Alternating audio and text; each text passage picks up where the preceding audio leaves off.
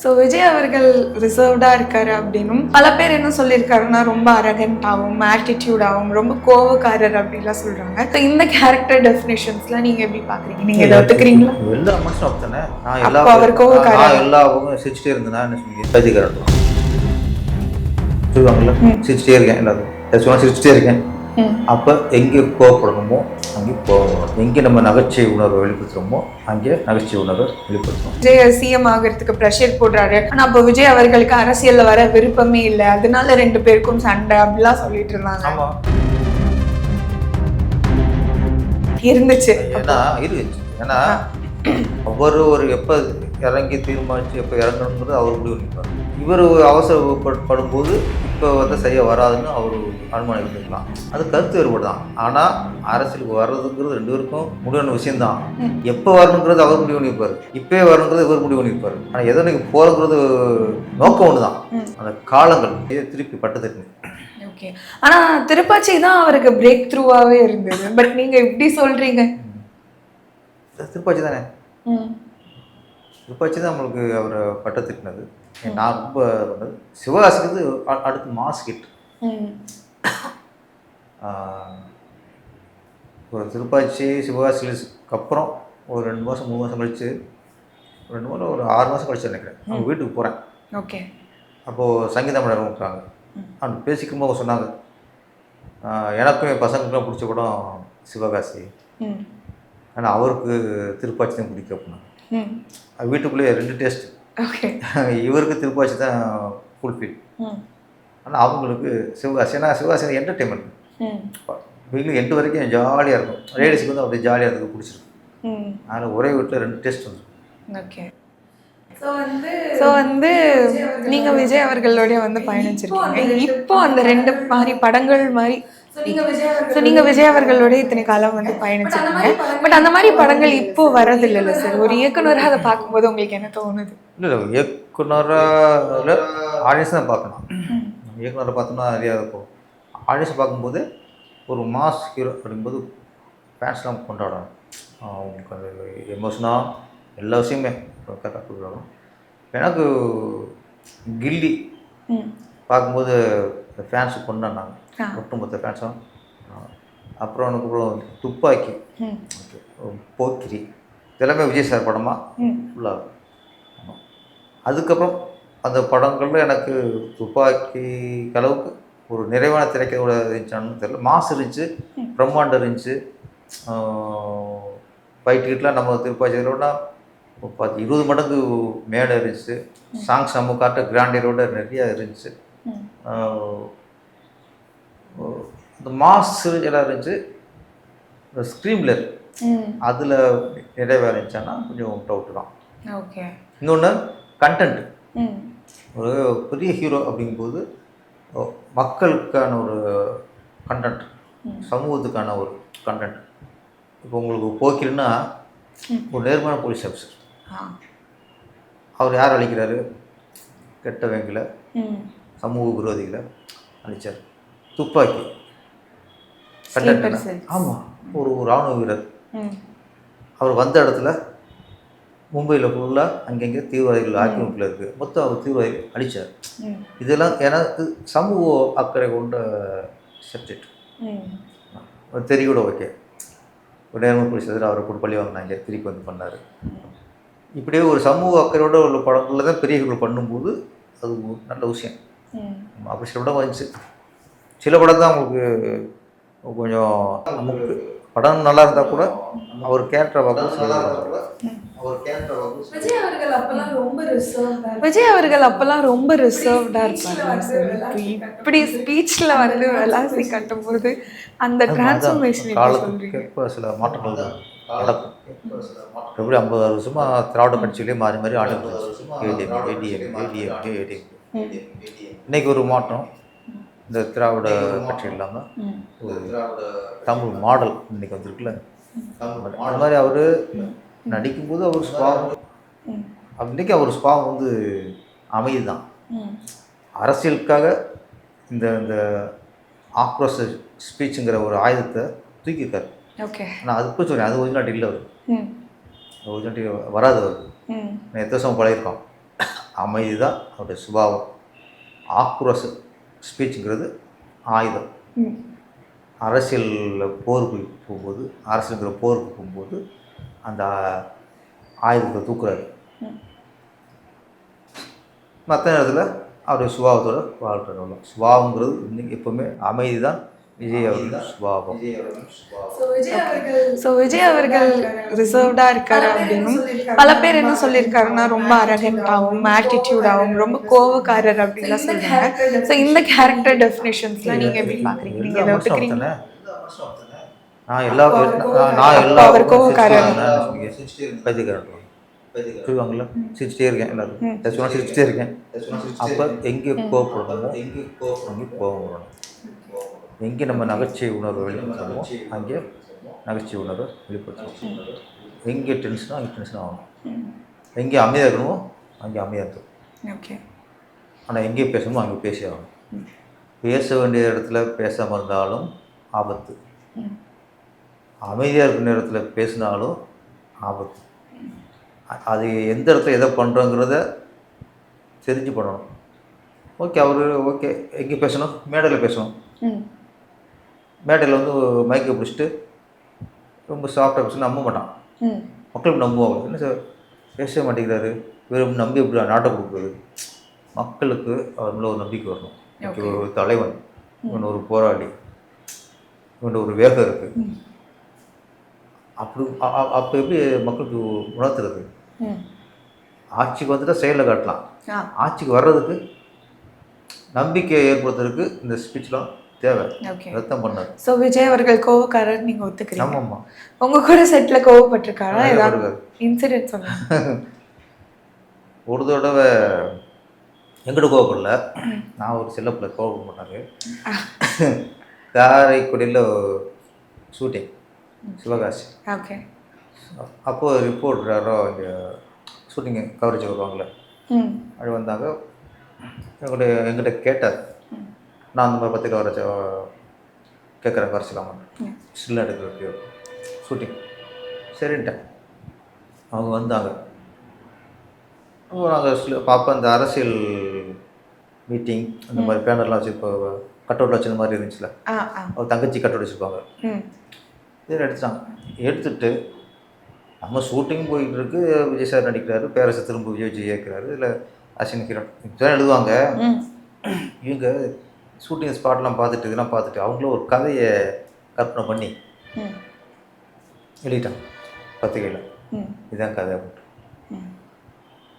பத்திரிகை படித்தார். எனக்கு என்ன தெரியாது, படித்தார். நான் என்ன பண்ணேன், இதை கொண்டு காட்டிட்டேன். ஓகே சார் முஸ்லீம் இருக்குன்னு கதை எழுதிட்டாங்க சார். என்ன எழுதியிருந்தாங்க? அது அவங்க கற்பனை இந்த மாதிரி இவருக்கும் அண்ணனுக்கும் அரசியலில் போட்டி, அது பார்த்து தெரிஞ்சவங்கள டைரக்டாக ஓரளவு யூஸ் எழுதிட்டாங்க. நான் கொஞ்சம் வருத்தப்பட்டேன் சார்.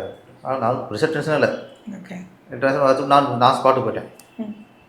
இந்த சவுண்டு கேட்குது பயங்கரமா. விஜய் சார் அவர் சவுண்டாக பேசி அன்னைக்கு கேட்டேன். ஃபோனில் யார்கிட்ட பேசுகிறாரு, எப்படி எழுத போச்சு, எதுக்கு வந்தியா இதுக்கு, அப்போ யார்கிட்ட பேசுனாங்க, இல்லை அப்பாவோட சொல்லி சத்தம் போட்டு பேச சொல்கிறாரா ஏதோ ஒன்று. நான் தெரிஞ்சு போச்சு இந்த பத்திரிக்கை வந்த மேட்டர் தான். டென்ஷன் ஆகிட்டார். அன்னைக்கு தான் விஜய் சார் அவ்வளோ சவுண்டாக பேசி நான் பார்த்தது. அதுக்கப்புறம் மீட்டிங் இப்போ தான் கேட்குறேன். கோமல் வரோம். அது மாதிரி நம்ம கரெக்டாக ஒரு அவர் எப்படி டைம் கீப் அப் பண்ணுறாரோ அது மாதிரி நம்ம சொல்கிறத கொஞ்சம் கீப் அப் பண்ணணும்.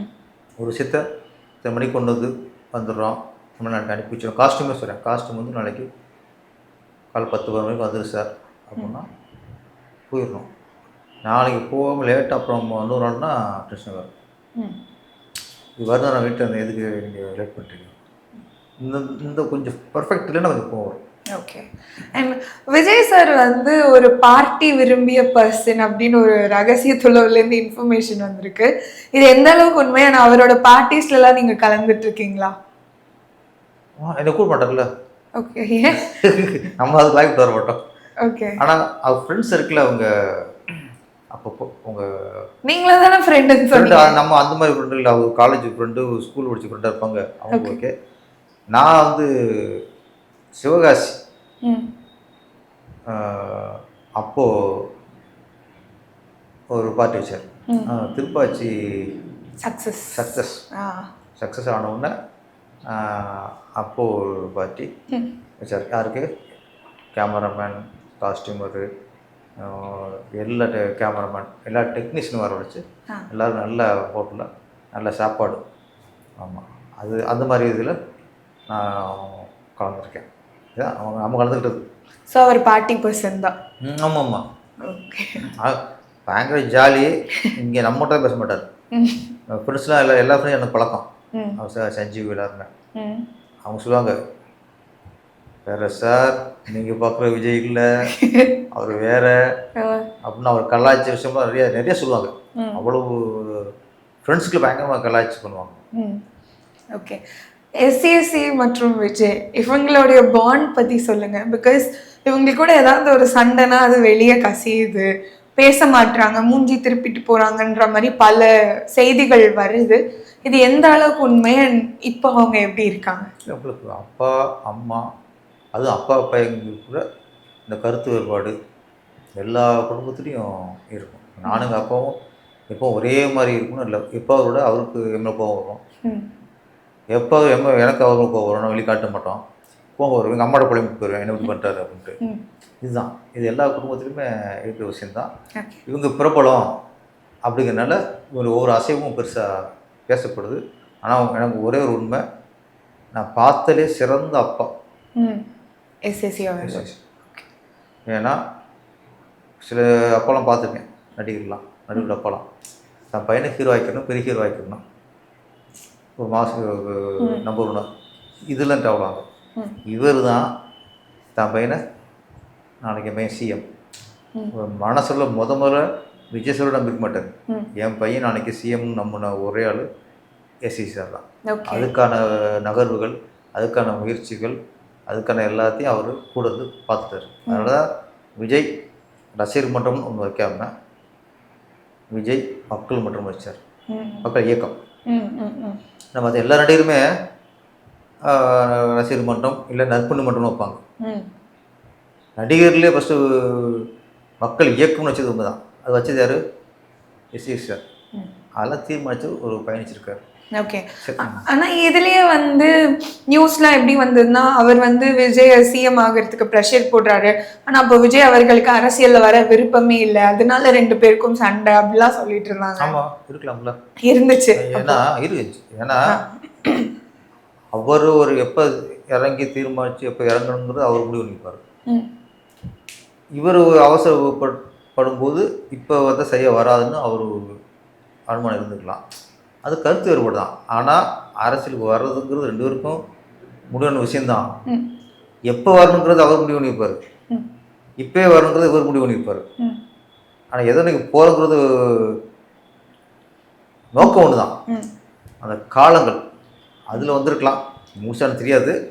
அப்போ பேசப்பட்டது உங்களை மாதிரி நானும் கேள்விப்பட்டதானே, அது வரத்தானே செய்யும். ஓகே. ஸோ அப்போ அவரோட பொலிட்டிக்கல் அஜெண்டாலாம் எப்படி இருந்துச்சு சார்? பொலிட்டிக்கல் ஐடியாலஜிஸ் எதுவுமே தெரியாது நம்மளுக்கு. அது வந்து ரகசியமாக இருந்திருக்கு. அது நம்மளுக்கு தெரியாது. அதை பற்றி அவங்க பேச மாட்டாங்க. அவங்களும் பண்ணியிருப்பாங்க கூட, நாளைக்கு இப்படி போகிறோம், இந்த நோய்க்கு போகிறோம் அப்படின்னு நம்மளும் பேச மாட்டாங்களே. ஓகே. ஸோ ரொம்ப விஜய் பற்றி கேட்டுட்டோம். இப்போ உங்களை பற்றி வந்து கேட்கலாம். உங்களுக்கு வந்து ஊர் அரசு அப்படின்னு ஒரு பேரும் இருக்குது. ஸோ ஏன் சார் எல்லா படம் பேருக்கும் ஊர்லேயே வச்சிங்க? அது அமைஞ்சிருச்சு, ஒரு தானாக அமைஞ்ச ஒரு தனித்துவம். வந்து திருப்பாச்சிங்கிறது அந்த இதுக்காக வச்சோம். படத்தோட ஹீரோட கேரக்டர் அருவா செய்கிறது. அப்போ அருவாளுக்கு ஃபேமஸ் தமிழ்நாட்டிலேயே திருப்பாச்சிங்கிற ஊர் தான். திருப்பாச்சி அருவானா ஃபேமஸ். அதை வச்சு அந்த திருப்பாச்சின்னு வச்சது. அப்புறம் அது ஹிட் ஆன உடனே அடுத்த படத்துக்கே ப்ரொடியூசர்ஸ் வந்து ஊர் பேர் தான் விரும்பினாங்க. ஓகே. அது சிவகாசி கிட்ட ஆயிடுச்சு. ஆட்டோமேட்டிக்காக திருப்பதியும் ப்ரொடியூசர் சொல்லிட்டாங்க. நான் வேறு ஏதாவது கொடுத்தேன். இல்லை ஊர் பேர் வச்சதான். என்ன டைட்டில் வச்சிங்க? வச்சதா அதில் வச்சது வெள்ளையன். ஓகே. இன்னும் 2 3 மருந்து வச்சு எனக்கு வெள்ளையன் வந்து ஞாபகம் இருக்கு எனக்கு. ஆமாம், அஜித் வெள்ளையாக இருப்பார்ல, சோப்பர் அதாவது வெள்ளைன்னு வச்சேன். ஆ. ஆமாம். அப்புறம் இந்த 2 3 வேறட்டாங்க, ஊர் பேர் வாங்கிட்டாங்க. அப்படி வச்சு தான் திருப்பதி திருப்பதி கிட்டணுன்னு தொடர்ந்து அப்புறம் பழனி, தருமபுரி, இப்படி ஒவ்வொரு ஊராக வந்துருச்சு. அப்படியே தானே அமைஞ்சிருச்சு. ஓகே. அண்ட் உங்களுக்கு வந்து ரஜினி அவர்கள் கூடயும் கமல் அவர்கள் கூடயும் வந்து படம் எடுக்கலை அப்படின்ற ஒரு வருத்தம் இருக்கா? அது ரஜி சார் கூட படம் எடுக்குங்கிறது ஒரு வருத்தம். கமல் சாரோட 2 படம் வந்துச்சு அப்போ. ஓகே. அது கொஞ்சம் மிஸ் ஆயிடுச்சுன்னா கமிட் ஆகிட்டேன் கூட. அந்த நேரத்தில் வந்ததுனால பண்ண முடியல. ரஜினி சார் கூட நல்ல பழக்கம் வந்துச்சு, அடிக்கடி போய் பார்த்தேன். நான் கதையெல்லாம் ரெடி பண்ணி அவர் சொல்லலாங்கிற காலகட்டம் வரும்போது அவருக்கு அப்போ உடம்பு சரியில்லாம வந்துச்சு. ஓகே. இந்த ராணா படம் ஷூட்டிங்கில் அன்றைக்கி உடம்பு சரியில்லாம வந்துச்சு. அதுலேருந்து அவரை பார்க்கவும் அப்புறம் முடியல. அப்புறம் நம்ம கதையை வச்சுட்டு ட்ரை பண்ணுவோங்கள, நம்ம 2மே கொஞ்சம் மிஸ் ஆயிடுச்சு. வருத்தம் தான். ஓகே. ஸோ நீங்கள் நரேஷனுக்கு அவங்க கிட்ட போய் கதை சொல்கிறப்போ உங்களுக்கு நடந்த எக்ஸ்பீரியன்ஸ் பற்றி சொல்லுங்கள். யார்கிட்ட? ரஜினி அவர்கள் கூடயும் கமல் அவர்கள். கமல் கதை சொல்லவே இல்லையே. ஓகே.